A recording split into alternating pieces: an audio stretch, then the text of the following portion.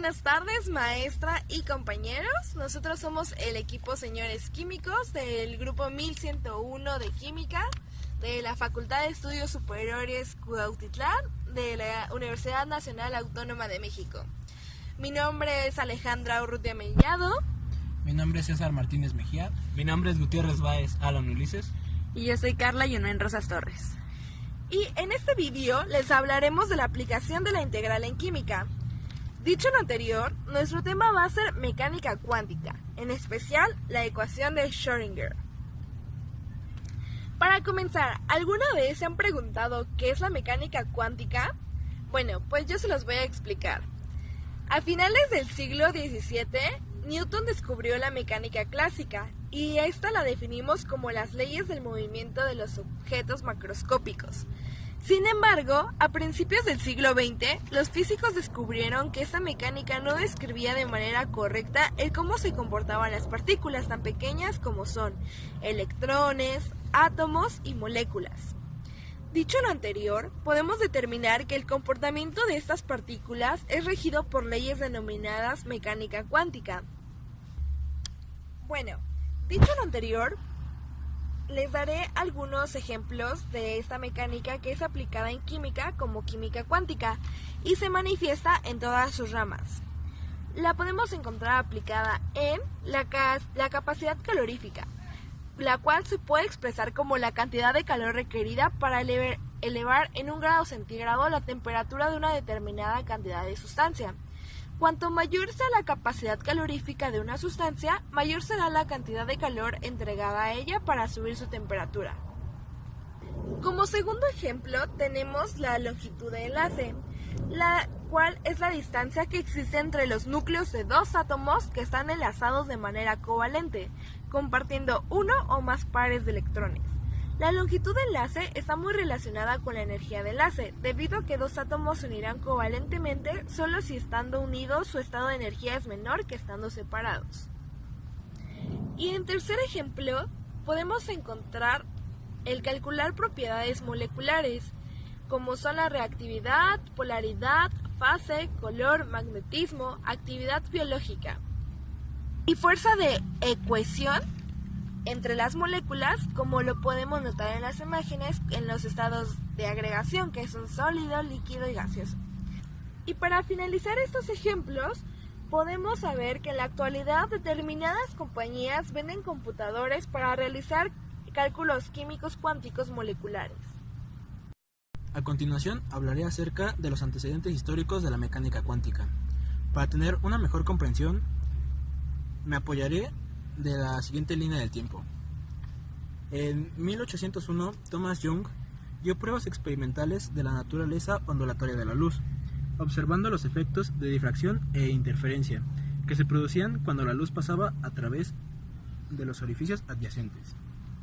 El siguiente suceso es en 1860, el cual fue por James Clerk Maxwell, formando 4 ecuaciones que predecían que una carga acelerada se debe irradiar energía en forma de ondas electromagnéticas. La velocidad predicha resultó ser la misma velocidad que la luz medida experimentalmente. El siguiente es en 1888, Heinrich Hertz, quien detectó ondas de radio producidas por cargas aceleradas en descargas eléctricas. Todas las ondas electromagnéticas viajan a la velocidad de 2.998 por 10 a la 8 metros sobre segundo, y representamos su fórmula de la siguiente manera: lambda por v es igual a c. A continuación, en 1900, Max Planck desarrolló una teoría que reproducía las curvas experimentales de la radiación del cuerpo negro. Supuso que los átomos del cuerpo negro podían emitir energía en forma de luz, pero solamente en cantidades dadas por hb, donde h es una constante de proporcionalidad y v es la frecuencia de radiación. El valor de h es de 6.6 por 10 a la menos 34 joules por segundo. El trabajo de Planck supuso el nacimiento de la mecánica cuántica. La cuantización de la energía se utilizó por segunda vez para explicar el efecto fotoeléctrico. La energía de la onda es proporcional a su intensidad y no está relacionada con su frecuencia, de manera que la descripción de la luz en forma de ondas electromagnéticas predice que la energía emitida del fotoelectrón aumentará conforme lo hace la intensidad de la radiación, y dicha energía no cambia con la frecuencia. 5 años después, Einstein mostró que esas observaciones experimentales podían explicarse, suponiendo que la luz estaba compuesta por ciertas entidades corpusculares llamadas fotones. A principios de 1909, Rutherford, Geiger y Marsden hicieron un experimento, el cual consistía en pasar repetidamente un haz de partículas alfa a través de las láminas metálicas delgadas y observaron las desviaciones que se producían al hacerlas incidir sobre una pantalla fluorescente. Por último, en 1911, Rutherford propuso un modelo planetario del átomo en el que los electrones dan vueltas alrededor del núcleo en diferentes orbitales. De acuerdo con la teoría electromagnética clásica, una partícula cargada acelerada irradia energía en forma de ondas electromagnéticas, luz. En años siguientes, Davison y Germain confirmaron experimentalmente la hipótesis de Broglie, haciendo incidir electrones sobre metales y observando que se producían efectos de difracción. En 1932, Stern observó los mismos efectos con átomos de helio y moléculas de hidrógeno, constando definitivamente que los efectos ondulatorios no son una peculiaridad de los electrones, sino la consecuencia de alguna ley general del movimiento de las partículas microscópicas. En la siguiente representación gráfica tenemos el principio de incertidumbre. Consideremos cuál es el efecto que tiene la dualidad ondulatoria sobre la medida simultánea de las coordenadas x y la componente x del movimiento lineal de una partícula microscópica. Comencemos con un haz de partículas con movimiento lineal p, que se mueve en dirección y lo hacemos incidir sobre una rendija, detrás de la cual colocamos una placa fotográfica. Las partículas que pasan a través de la rendija de anchura, denominadas con la letra W, tienen una incertidumbre W en la coordenada X en el momento de atravesarla, llamando esta descripción de valores X delta X. Tenemos que delta X es igual a W. Las partículas microscópicas tienen propiedades ondulatorias.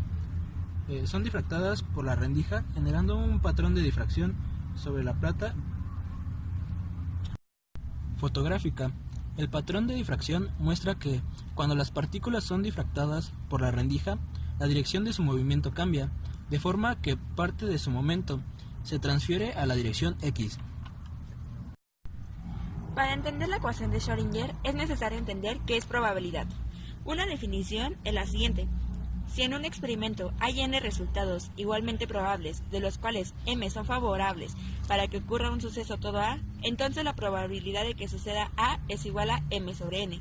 Nótese que esta definición no es consciente, ya que especifica de partida sucesos igualmente probables cuando lo que trata de definir es probabilidad. Un ejemplo de probabilidad es el siguiente. Supongamos que tomamos una carta al azar de una baraja y nos preguntamos por la probabilidad de sacar un corazón. Hay 52 cartas y por tanto 52 casos igualmente probables.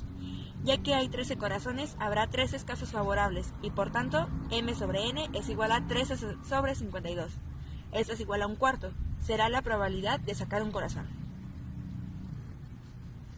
En mecánica cuántica hemos de tratar con probabilidades en las que la variable es continua, como por ejemplo la variable de posición x. No tiene mucho sentido, en este caso, hablar de la probabilidad de encontrar a la partícula en un punto determinado, como puede ser el x es igual a 0.500, ya que hay un número infinito y en el punto del eje de las x. Para cualquier número finito de medidas que hagamos de la probabilidad de obtener exactamente 0.5 es de mucho. En lugar de ello, hablamos de la probabilidad de encontrar la partícula en un pequeño intervalo del eje x, comprendido entre x y x más dx, cuando dx un elemento de longitud infinitesimal. Esa probabilidad es, naturalmente, proporcional a la longitud del intervalo, de x, y varía en las distintas regiones del eje x. Así pues, la probabilidad de que la partícula se encuentre entre x y x más dx es gx por dx, donde gx es alguna función que nos dice cómo varía la probabilidad en el eje x. La función gx recibe el nombre de densidad de probabilidad, ya que es una probabilidad por unidad de longitud. Dado que las probabilidades son números reales no negativos, gx debe ser una función real no compleja y no puede ser, por tanto, una densidad de probabilidad. La mecánica cuántica postula que la densidad de probabilidad es función de la onda al cuadrado. Ahora sí, comenzaremos con la ecuación de Schrödinger. La función de onda, que es esta, cuando se realiza una tabla que es cuando se evalúa x, puede ser tanto positiva como negativa. Sin embargo, cuando x es igual a 0, no existe alguna función de onda, como lo muestra aquí, ya que por el principio de incertidumbre, que no es posible saber la ubicación y velocidad del electrón al mismo tiempo, la posibilidad de la posición es función del electrón al cuadrado, causando una gráfica, y por medio de interpolación lineal se puede decir cuál es la mayor posibilidad en un intervalo de x. Es ahí donde entra la integral, pues en la gráfica, en un intervalo de x, es la probabilidad de aquí a acá, ya que ese se tiene que evaluar varias veces porque el electrón va cambiando de posición. Como se puede dar cuenta, de aquí a acá es una altura diferente y un área diferente, y de aquí a acá es otra área diferente. Por eso se va a evaluar varias veces la ecuación para poder saber más o menos en dónde se podría encontrar el electrón. Sin embargo, esa función de onda aún no tiene como explicación o interpretación, porque no se sabe si es solamente para un electrón o para varios electrones, pero sí se sabe expresar cuál es la incógnita. Se puede calcular la función de onda. Hemos visto que la función de onda puede ser compleja y vamos a revisar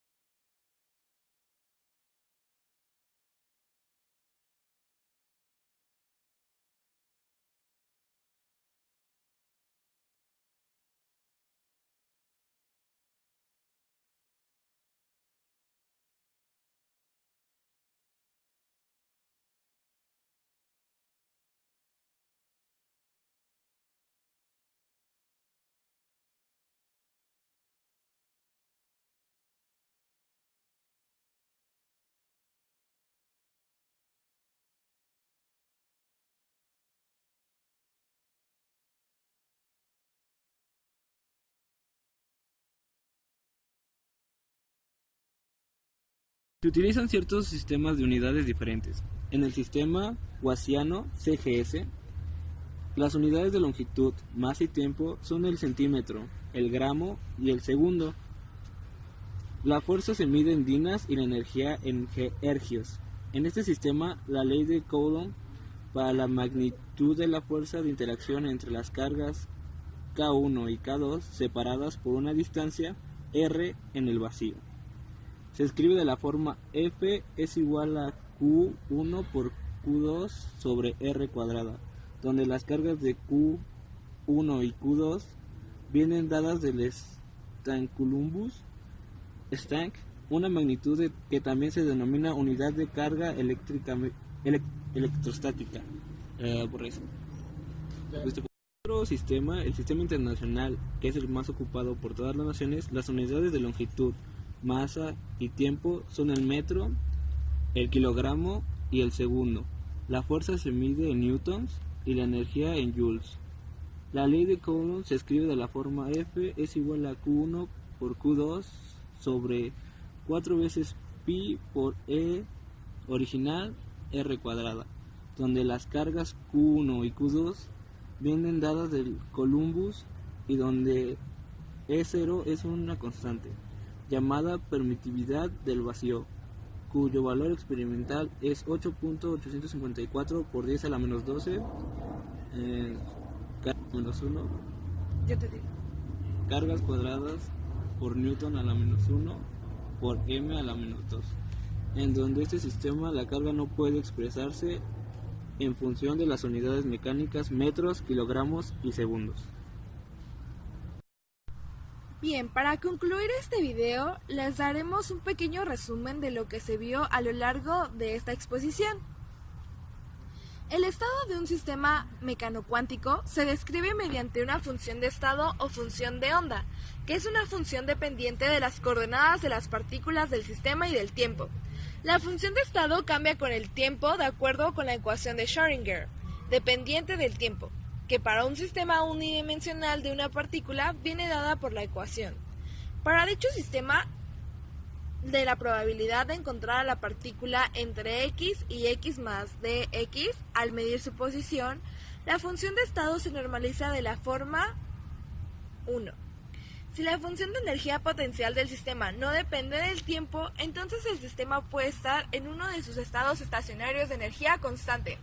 Para un estado estacionario de una partícula unidimensional, se cumple que x del tiempo es igual a e y la ecuación de Schrödinger, donde la función de onda independiente del tiempo es una solución de la ecuación de Schrödinger independiente del tiempo dada por la ecuación.